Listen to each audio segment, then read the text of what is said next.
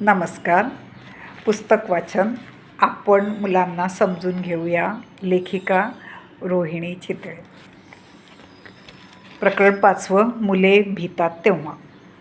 मुलांना समजून घेताना मुलांना वाटणारी भीती समजून घेणं आवश्यक आहे, कारण मुलांच्या निरोगी भावनिक वाढीला भीती मारक आहे. लहानांनाच काय, पण मोठ्या माणसांनासुद्धा पुष्कळच्या गोष्टींची भीती वाटत असते. शहरात चोरांची भीती वाटते, खेडेगावात गेल्यावर नागसापांची भीती वाटते, पुलावरून गाडी कोसळण्याची भीती वाटते, विमानातून प्रवास करताना विमान पडण्याची भीती, बोटीतून जाताना बोट बुडण्याची, अशी एक ना अनेक प्रकारची भीती बहुतेकांच्या मनात असते. आणि हल्लीच्या यंत्रयुगात थोड्या प्रमाणात ही भीती आवश्यकच आहे. ती निरोगी हेल्दी भीती आहे. त्यामुळे संकटकाळी माणूस जागरूक राहतो. Fear makes me cross the street carefully. कारण सर्वच प्रकारच्या भीतीच्या मुळाशी मृत्यूचे भय हे कारण असावे. आपण जर सुजाण पालक असलो तरी मुलांबद्दल अपेक्षा करताना आपण म्हणतो की माझं मूल निर्भय, मनमिळावू, हुशार असावं. पण हे निर्भय मन आपणच आपल्या वागणुकीतून, सहवासातून मुलाला दिले पाहिजे. निर्मलाला स्वतःसारखी घारी गोरी मुलगी हवी होती, पण घारी गोरी हे वंशपरंपरागतून येणारे गुण आहेत. निर्मलाच्या मुलीत बुजरेपणा, 4 लोकात मिसळायची भीती हे दोष मात्र निर्मलाच्या वागण्यातून आले. निर्मला स्वतः अगदी बुजरी आहे. 4 माणसात आत्मविश्वासाने ती मिसळत नसे. आणि कमी शिकलेले आहोत, लोकांमध्ये मिसळण्याचे आपण कमी पडू, लोक हसतील असे तिला वाटते. आणि तिचं बघून तिची मुलगीही तशीच वागते. अजिता काळे मात्र एकदम धीट, मनमिळावू आहे.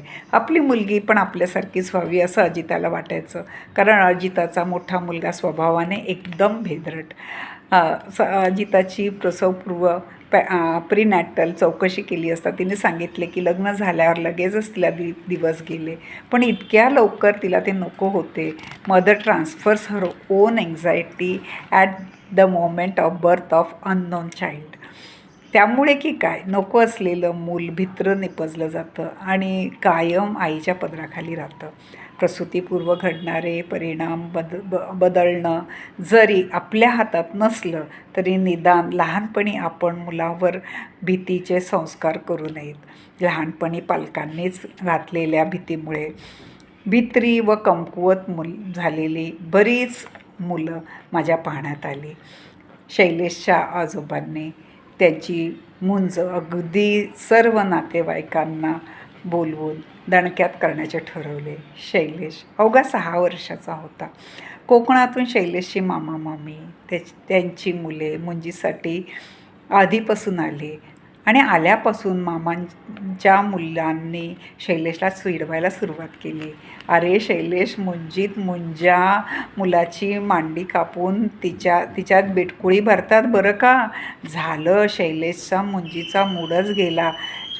पाहुण्यांच्या सरबराईत आईचेही त्याच्याकडे पाहिजे तितकेसे लक्ष राहिले नाही आणि मुंजीच्या दिवशी पहाटे आई शैलेशला उठवायला गेली तर त्याला सडकून ताप भरलेला. It was his no to thread ceremony. त्याने एका प्रकारे नकार दिला होता त्या मुंजीला. काही मुलांना शूच्या जागी वरचेवर हात लावायची सवय असते. अशा वेळी त्यांची मानसिक आणि शारीरिक तपासणी करून घेणं हे शहाणपणाचं असतं. पण पालक या उलट मुलाला दम भरतात. हे बघ, तू पुन्हा पुन्हा तिथे हात लावायचा नाही. हाताला डाग देणं आणि मुलगा अगदीच दहशतच असतो. फ्राईड ह्या प्रकाराला कॅस्ट्रेशन कॉम्प्लेक्स असं म्हणतो. म्हणून लहानपणी मुलाच्या मनात घर करून बसलेली भीती संपूर्णपणे मुळासकट पण हलक्या हाताने पालकांनी दूर करायला हवी. मोठ्या माणसांची भीती, बागुलबुवाची भीती, शिक्षेची भीती, भूतांची भीती, देवाची भीती असे एक ना अनेक भय मुलांच्या मनात घर करून बसलेले असते. मोठे झाल्यावर आपल्याला कळतं की बागुलबुवा वगैरे काही नसतं, पण भीती मनात तशीच राहिलेली असते. अशा वेळी मनात पूर्वकतेने म्हटलं पाहिजे की मी ही बागुलबुवाची भीती सोडून देत आहे. मी निर्भय आहे. मी प्रसन्नचित्त आहे. असे स्वतःबद्दल केलेले संकल्प माणसाला सामर्थ्य देतात. शेवटी आपल्याला काय किंवा मुलांच्या काय मनाला आपण कशा पद्धतीने विचार करायला शिकवतो त्यावर मनाची प्रसन्नता अवलंबून असते. वाघाची भीती ही नैसर्गिक आहे आणि ती निरोगी भीती आहे. पण भुताची, अंधाराची, सापाची हे प्रकार अनैसर्गिक आणि अनावश्यक आहे. साप नसताना साप येईल की काय असं वाटणे ही भीती नसून काळजी आहे. त्याला फोबिया म्हणतात. आमच्या घरात आम्ही कोणीच अंधाराची भीती, भुताची भीती असे शब्दसुद्धा वापरले नाहीत. त्यामुळे माझी नातवंडे दिवे गेले असताना किंवा रात्री उठून बाथरूमला वगैरे जाताना कधीच भीत नाहीत. इतकेच काय, पण घरात झालेल्या अपघाती मृत्यूच्या नंतरच्या दिवसातसुद्धा मुलांना घरात भीती वाटणं हा प्रकारच नव्हता. पालकांनी मुलांना भीती घालणं हा प्रकार फार भयानक आहे. त्यामुळे मूल आणि पालक यांच्यात प्रचंड दरी निर्माण होते. माझ्याकडे एक लहान मुलीची समस्या आली होती. तिने सांगितली की बाई माझी आई वारली आहे. मला माहीत आहे की तिची आई जिवंत आहे, धडधाकट आहे. पण तिची आई तिला अभ्यासावरून धाक दाखवायची. नापास झालीस तर हॉस्टेलमध्ये टाकेन म्हणायची.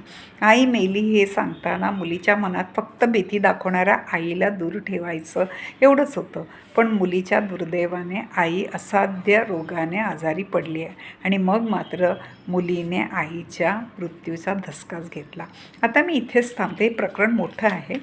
आपण इथेच थांबूया. पुढच्या वेळेला ह्याचा